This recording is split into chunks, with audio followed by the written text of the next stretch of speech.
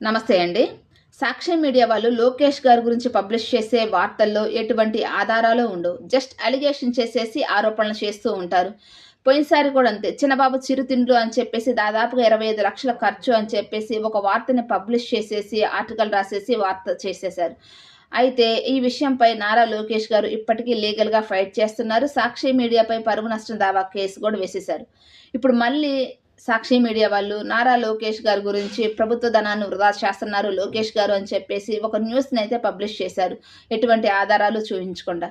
లోకేష్ గారు కొలంబోలో జరిగిన భారతదేశానికి మరియు పాకిస్తాన్‌కి జరిగే మ్యాచ్‌కి హాజరయ్యారు. ఆ మ్యాచ్‌లో మన భారతదేశం విన్ అయింది. మళ్ళీ నైట్ కల్లా ఉదయానికల్లా గన్నవరం వచ్చారు. గన్నవరం నుంచి మళ్ళీ సాయంత్రానికి ఢిల్లీ వెళ్లారు. ఇట్లా ఫ్లైట్ టు ఫ్లైట్ తిరిగారు. దాదాపుగా కోట్ల రూపాయలు వెచ్చించారు లోకేష్ గారు. ప్రజాధనాన్ని వృధా చేస్తున్నారు. ఒక పక్క రాష్ట్రం ఆర్థికంగా ఇబ్బంది పడుతుంటే లోకేష్ గారు మాత్రం దుబారా చేసేస్తున్నారు. కోట్ల రూపాయలు వెచ్చించి ఫ్లైట్ టు ఫ్లైట్ తిరిగేస్తున్నారు లోకేష్ గారు అని చెప్పేసి ఒక వార్తనైతే పబ్లిష్ చేశారు. ఈ విషయంపై లోకేష్ గారు కూడా రియాక్ట్ అయ్యారు. మ్యాచ్ టికెట్టు నాదే, ఫ్లైట్ టికెట్టు నాదే, నా డబ్బులు నేను వాడుకుంటుని అని చెప్పేసి 'పుష్ప' సినిమా డైలాగ్ టైపులో లోకేష్ గారు ఒక ట్వీట్ అయితే వేశారు. దీనికి ఫ్యాక్ట్ చెక్ గవర్నమెంట్ కూడా వాళ్ళు అసలు లోకేష్ గారు ఒక్క రూపాయి కూడా ప్రభుత్వ ధనాన్ని వాడుకోలేదు అని చెప్పేసి వాళ్ళు కూడా వివరణ ఇచ్చారు. అయినా కానీ సాక్షి మీడియా వాళ్ళు ప్రజాధనాన్ని లోకేష్ గారు వృధా చేస్తున్నారు అని చెప్పేసి మాట్లాడుతూనే ఉన్నారు.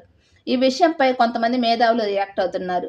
మరి లోకేష్ గారు ఆధారాలు చూపించాలి గదా! తన అకౌంట్ నుంచి డబ్బులు కట్ అయ్యాయో లేదో అని ఆధారాలు చూపించి ట్వీట్ ఏస్తే బావుండేది అంటున్నారు. ఇక్కడ సాక్షి మీడియా వాళ్ళేం ఆధారాలు చూపించి ఆరోపణలు చేయలేదు. వాళ్ళు కూడా జస్ట్ అలిగేషన్ చేశారు. దానికి సమాధానంగా లోకేష్ గారు మాట్లాడారు. నిజంగా సాక్షి మీడియా వాళ్ళ దగ్గర ఆధారాలు ఉండి ఆ అలిగేషన్ చేస్తే లోకేష్ గారు కూడా అంతే ఆధారాలు చూపించి దానికి సమాధానం ఇచ్చేవాళ్ళు. అలా కాకుండా అచ్చం లోకేష్ గారి దగ్గర నుంచే ఈ ఆధారాలు రావాలి అనడం కూడా కరెక్ట్ కాదు.